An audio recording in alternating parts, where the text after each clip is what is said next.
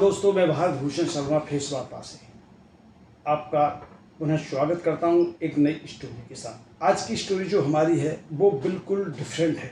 इसमें ना कोई राजनीतिक मामला है, ना कोई प्राधिकरण का मामला है, और समाज की एक ऐसी स्टोरी है, एक ऐसे युवा की स्टोरी है जिसे सुनेंगे। और सबसे बड़ी खास बात यही है कि जो युवा संघर्ष कर रहा है उसने ना कोई संस्था अभी तक रजिस्टर्ड कराई है, ना कोई ट्रस्ट बनाया है। स्वयं पैदल चलते हैं, अधिकारियों से मिलते हैं।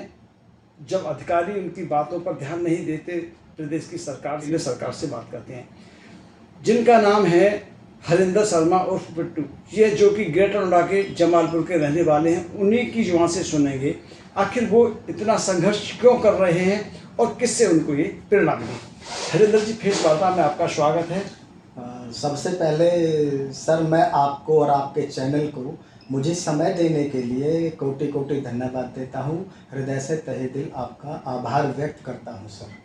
हरिंदर जी, हम अक्सर देखते रहते हैं कि आप चाहे क्षेत्रीय सांसद हो या विधायक हो या कोई भी सरकारी कार्यालय हो, वहाँ जब जाते हैं कि अपने किसी काम से ऐसे, तो वहाँ पर कोई आदमी आपको पीड़ित दिखता है, उससे आप एक प्रेरणा, आपने कहा कि हम प्रेरणा देते हैं उसकी बात को उच्च अधिकारियों तक पहुँचाने के लिए या केंद्र सरकार राज्य तक। वो क्या मामला है असली, दर्शकों के लिए बताइए, और क्यों ऐसा कर रहे हैं। सर, ऐसा है, मैं गरीब का बेटा हूं और आज वर्तमान में आधा एकड़ खेती बाड़ी से जीवन यापन करने वाला एक गरीब किसान आदमी हूं। तो मैंने भी अपने खेती बाड़ी के अलावा लोक कार्य क्षेत्र में, सामाजिक कार्य क्षेत्र में कुछ अच्छा करने के लिए, कुछ बड़ा करने के लिए मैं भी फील्ड वर्क करता हूँ। डीएम ऑफिस, सीडी ऑफिस, अपने तहसील ऑफिस, सांसद ऑफिस और नई दिल्ली के नॉर्थ ब्लॉक, साउथ ब्लॉक के आसपास के अलावा जो क्षेत्र है उनमें फील्ड वर्क के आधार पर, लोगों से बातचीत के आधार पर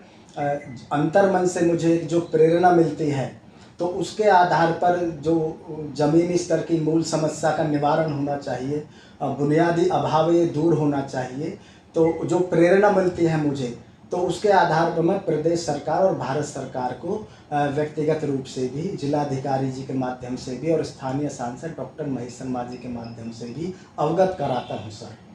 ये प्रेरणा आपको कैसे, मतलब जागरूकता आपके शरीर में, दिमाग में आई कि मैं इस तरह का काम करूँ और लोगों का भला हो। भाई वही है कि मैंने अभी आपको बताया है कि कुछ अच्छा करने के लिए, कुछ बड़ा करने के लिए, जैसे बहुत से व्यक्ति कर रहे हैं अपने अपने क्षेत्र के अलावा समाज सेवा कर रहे हैं और जन कल्याण का कार्य कर रहे हैं, तो मुझे भी यही अंतर्मन से प्रेरणा मिले कि मैं गरीब का बेटा हूँ, गरीब किसान आदमी हूँ, तो मैं भी कुछ अच्छा करूँ समाज कल्याण के लिए, जन कल्याण के लिए। आपने कई बार अनेक जो ज्ञापन दिए हैं, पत्र दिए हैं माननीय मुख्यमंत्री जी के लिए भी, जिलाधिकारी महोदय जी के लिए, क्या उनको अभी तक जो आपने दिए हैं उनको किसी पे संज्ञान में लिया गया है या ऐसे डाल दिया गया? सर, अभी तक जितने मैंने मुद्दे उठाए हैं उनको भेज तो दिया जिलाधिकारी कार्यालय से भी, स्थानीय सांसद जी के यहाँ से भी, प्रदेश सरकार को या भारत सरकार को, तो अभी तक उस पर जितने मुद्दे और मांगे मैंने उठाई, कार्रवाई नहीं हुई है। कौन कौन से मुद्दे दर्शकों के लिए बताएंगे, और हमारे दर्शकों के साथ साथ जो आपके मुद्दे हैं शासन प्रशासन तक पहुंच सकें, केंद्र सरकार तक पहुंच सके, राज्य सरकार तक, क्या विशेष मुद्दे हैं? सर, मुद्दे तो बहुत हैं। मैं पिछले कई साल से काम कर रहा हूँ जन कल्याण, जनहित के लिए, और फिलहाल मेरा अभी समस्त उत्तर प्रदेश सरकार से संबंधित 2 मुद्दे हैं। किसान कल्याण के लिए, किसानों के आर्थिक सशक्तिकरण के लिए, इनकी सामाजिक सुरक्षा और सामाजिक उत्थान के लिए है। तो पहला मुद्दा है मेरा कि समस्त उत्तर प्रदेश के केवल खेती बाड़ी पर ही आश्रित 2 एकड़ तक कृषि भूमि वाले सभी किसान, जिनकी सरकारी नौकरी, पेंशन, किसी लिमिटेड संस्थान में भी नौकरी नहीं है और कोई दूसरा रजिस्टर्ड व्यवसाय भी नहीं है, वास्तव में ये सभी किसान गरीब खेतिहर मजदूर ही हैं। इसलिए प्रदेश सरकार द्वारा तत्काल प्रभाव से इन सभी किसानों को बीपीएल की सूची में शामिल करके इनके बीपीएल कार्ड बनवाने का आदेश जारी किया जाए, जिससे भारत सरकार और प्रदेश सरकार की सभी जन कल्याणकारी योजनाओं का लाभ इन्हें मिल सके, जैसे राशन संबंधित योजना, प्रधानमंत्री आयुष्मान भारत योजना, मुख्यमंत्री जन आरोग्य योजना, या किसी भी सरकारी बैंक से किसी अन्य काम के लिए इनको सस्ती ब्याज दर पर ऋण लाभ की प्राप्ति हो जाए। नहीं, सरकार की तरफ से किसानों के लिए कार्ड तो मिला है, जो एक होता है ना किसानों के लिए कार्ड मिलता है भूमि के लोन वोन लेने के लिए। नहीं, वो चीज़ अलग होगी अच्छा। सर। लेकिन जो केवल खेती बाड़ी पर आश्रित जो 2 एकड़ तक की प्रारंभिक तौर पर प्रदेश सरकार इनके सामाजिक सुरक्षा सुनिश्चित हो, कुछ अंश में इनका सामाजिक उत्थान हो, कि केवल खेती बाड़ी पर आश्रित जो आप देखते हैं कि तूफान आए, बारिश आए, ओलावृष्टि हो जाए तो फसल बर्बाद हो जाती है। तो इनके आर्थिक मजबूती के लिए मैंने ये मांग उठाई। दूसरी इसी के साथ दूसरी भी मांग है मेरी कि समस्त उत्तर प्रदेश के सभी गरीब जरूरतमंद किसानों के आर्थिक सशक्तिकरण के लिए प्रदेश में मुख्यमंत्री किसान सम्मान निधि योजना लागू करने की मांग करते हुए मैंने परम आदरणीय प्रधानमंत्री जी और मुख्यमंत्री जी से कहा है कि भाई आज वर्तमान समय में दैनिक उपयोग में काम आने वाली खाद्य संबंधित और कृषि संबंधित वस्तुओं पर बढ़ती महंगाई के कारण प्रदेश के सभी गरीब जरूरतमंद किसानों को सालाना स्थायी उससे संबंधित जैसे रोजमर्रा की चीज़ें होती हैं उस पर सब्जेक्ट पर बात चल रही है। हाँ जी।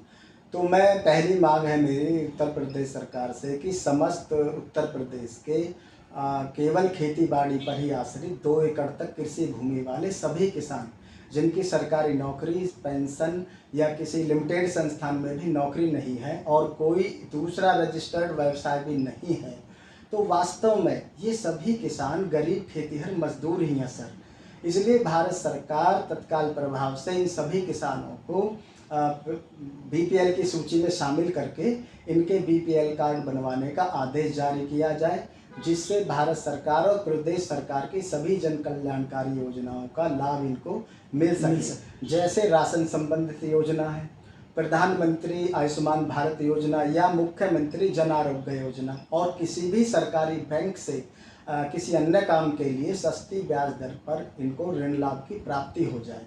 एक मुद्दा तो ये है सर, एक मांग। दूसरी मांग है कि समस्त उत्तर प्रदेश के सभी गरीब जरूरतमंद किसानों के आर्थिक सशक्तिकरण के लिए प्रदेश में मुख्यमंत्री किसान सम्मान निधि योजना लागू करने की मांग करते हुए मैंने प्रधानमंत्री जी और मुख्यमंत्री जी से कहा है कि आज वर्तमान समय में दैनिक उपयोग में काम आने वाली खाद्य संबंधित या कृषि संबंधित वस्तुओं पर बढ़ती महंगाई के कारण आज प्रदेश के सभी गरीब जरूरतमंद किसानों को सालाना स्थायी रूप से आर्थिक डोज दिए जाने की अति आवश्यकता है।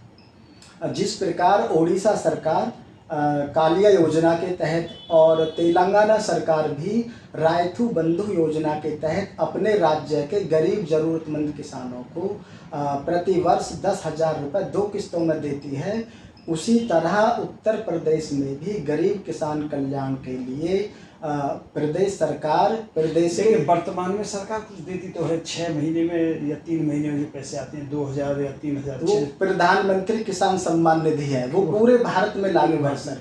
मैं कर रहा हूँ कि जिस तरह ओडिशा, मैंने उदाहरण दिया है ना, राज्य भारत में जो योजना बहुत पहले से चल रही है, ओडिशा सरकार काली योजना के तहत और तेलंगाना सरकार रायथू बंधु योजना के तहत वो 10,000 रुपये अपने जरूरतमंद किसानों को प्रतिवर्ष दे रहे हैं।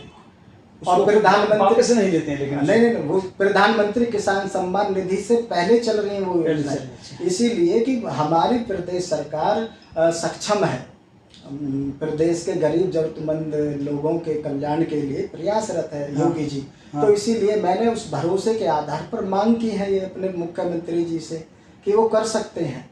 इसीलिए मैंने मुख्यमंत्री किसान सम्मान निधि योजना प्रतिवर्ष 6,000 रुपये किसानों के खाते में दिए जाएं, और यह सम्मान निधि केवल उन किसानों को ही दी जाए जो केवल खेती बाड़ी पर ही आश्रित हैं, यानी जिनकी सरकारी नौकरी बिल्कुल भी कहीं सेक्टर में नौकरी नहीं है, कहीं नौकरी नहीं करते हैं, नहीं है।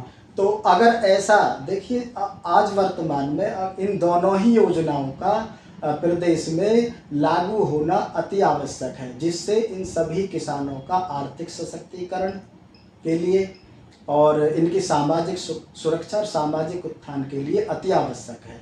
और इसके लिए जो मुझे अंतर्मन से प्रेरणा मिली है वो ये है सर कि मैं जनपद गौतम बुद्ध नगर के सभी प्रकार के जो संगठन हैं, युवा संगठन, महिला संगठन, किसान संगठन, सामाजिक संगठन, पत्रकार संगठन और साथ ही स्वतंत्र पत्रकार बंधु, स्वतंत्र समाज सेवी जो बंधुगण हैं, उन सब से नित्य निरंतर संवाद मुझे करना है और उन सबको एकजुट करके एक विशिष्ट जनप्रतिनिधि मंडल तैयार होना है।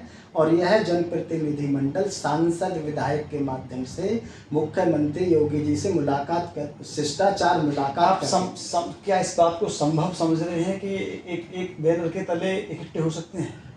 मेरा एक विश्वास है, भरोसा है, जो सच्चे मन से जन कल्याण के लिए काम कर रहे हैं, जो किसान हैं, किसान संगठन है, समाज। लेकिन किसान संगठन, मुझे लगता है गौतम बुद्ध नगर में कितने किसान संगठन हैं कि जो वो संगठन जो है वो नहीं हो पा रहे, फिर आपके लिए कैसे संगठन इकट्ठे होंगे? सर, मुझे अपनी बात रखने, मुलाकात करनी, ये समस्त उत्तर प्रदेश के सभी 75 जिलों के गरीब जरूरतमंद किसानों से संबंधित है और उसमें मेरे उत्तर प्रदेश के भी हजारों हजार किसान परिवार लाभान्वित होंगे। तो मैं अपने जनपद के जो संगठन संचालक हैं, संस्थापक हैं, पदाधिकारीगण हैं, तो उनसे बात करूंगा कि भाई इन पे साथ आइए और सांसद और विधायक जब ही तो उन लेके साथ चलेंगे, मुख्यमंत्री जी से मुलाकात शिष्टाचार होगी और उनको इन दोनों ही योजनाओं पर अवगत कराया जाएगा लागू कराने के लिए मुख्यमंत्री जी को कि इन्हें लागू। आप अकेले कर रहे हैं, कोई ट्रस्ट आपने रजिस्टर नहीं कराया, कोई संगठन रजिस्टर नहीं कराया, तो जो आदमी जुड़ेंगे किस आधार पर आपके साथ जुड़ेंगे? मैं समाज सेवा के आधार पर, उस भावना के आधार पर सबसे मुलाकात करूंगा जो जन कल्याण के लिए काम कर रहे हैं। आपका कहने का मतलब है कि मैं समाज सेवा के नाते हर जो यहाँ के प्रतिनिधि हैं या जितने भी संगठन हैं उनके साथ जुड़ रहा हूँ और अपनी बात को उन तक पहुँचा रहा हूँ। जी जी जी, मैं उनसे मुलाकात करके, क्योंकि वे भी जन सेवा कर रहे हैं, उनके अपने कार्य क्षेत्र अलग है, लेकिन जन कल्याण के लिए वो भी तो अपने धरना प्रदर्शन कर रहे हैं, वो भी आवाज़ उठा रहे हैं, तो मेरी भी आवाज़ है, मेरी ऐसा सभी 75 जिलों से संबंधित गरीब जरूरतमंद किसानों से है।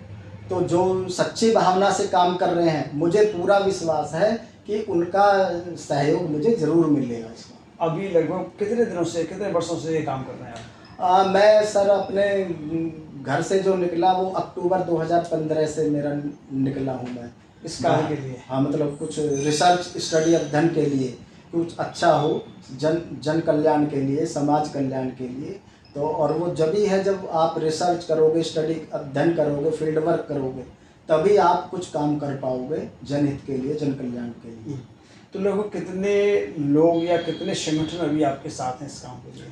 अभी मैंने अब काम कर लिया है, बहुत सी मांगे मैंने उठाई हैं, महिला सशक्तिकरण के लिए, युवा सशक्तिकरण के लिए, बुजुर्ग हैं, किसान हैं, युवा सशक्तिकरण के लिए, तो अब इतना काम हो चुका है। अब उन पर कार्रवाई के लिए जो अति आवश्यक, जैसे किसान है, 2 मुद्दे किसानों के समस्त उत्तर प्रदेश से, उसके बाद मुझे करना है अग्निवीर पर मैंने आवाज़ उठाई थी, अग्निपथ योजना जो बहुचर्चित योजना है भारत सरकार की, तो उस पर भी मैंने मांग की थी, जिसे सेना मुख्यालय ने, भारत सरकार ने मेरी उठाई गई मांगों को स्वीकृत किया है, उन्हें अंकित किया है और विचार करने का मुझे आश्वासन देकर भारतीय सेना के सभी रैंकों की तरफ से मुझे शुभकामनाएं दी गई। उसके बाद उस पर मेरा काम होना है। बाकी आप जानते हैं सर कि अग्निपथ योजना में जितनी भी याचिकाएं खारिज करने के लिए सुप्रीम कोर्ट में लगी, दिल्ली हाई कोर्ट में लगी, सबको खारिज किया है।